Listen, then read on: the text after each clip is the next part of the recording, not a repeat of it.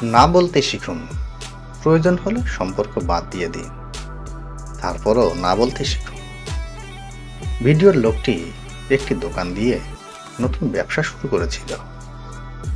তার সমস্ত পরিচিতজন, বন্ধু বান্ধব, প্রতিবেশী, পরিবার সবাই তার কাছ থেকে কেনাকাটা করত। মাঝে মাঝে বাকিও চাইতো, নির্দ্বিধায় বাকিও দিত। কয়েক বছর পরে সব বাকি মিলে বড় আকার ধারণ করে। কখনো কখনো আমরা হ্যাঁ বলি, আসলে যখন আমাদের না বলা উচিত ছিল। আপনি হ্যাঁ বলবেন আর ভাবছেন আপনি মানুষকে সাহায্য করছেন, কিন্তু না, আসলে আপনি হেরে যাচ্ছেন। খামোখা আপনি কঠোর পরিশ্রম এবং ত্যাগ স্বীকার করছেন। যখন আপনার সময় খারাপ যাবে, বাকি টাকা চাইবেন, তখন সবাই আপনার থেকে মুখ ফিরিয়ে নেবে। সব সময় হ্যাঁ বলবেন না।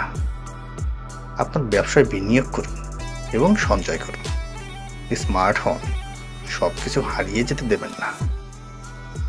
এই উদাহরণের মধ্যে আরো অনেক কিছু লুকিয়ে আছে।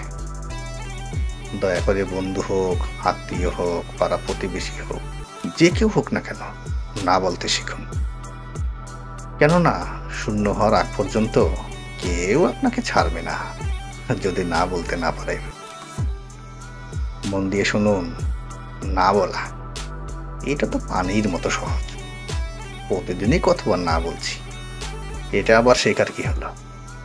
কথা সত্য, আমরা সারাক্ষণই প্রয়োজনে অপ্রয়োজনে না কথাটি বলছি। আমার মনে হয় আমরা সারা জীবনে যতবার হ্যাঁ শব্দটা বলি, তার চেয়ে কয়েক গুণ বেশি বলি না শব্দটা। এই বহুল ব্যবহৃত শব্দটা নতুন করে শেখার আসলে কিছু নেই। আসলে বিষয়টা তেমন না। আপনাকে আগে বুঝতে হবে মানুষ আপনার কাছে কি চাচ্ছে।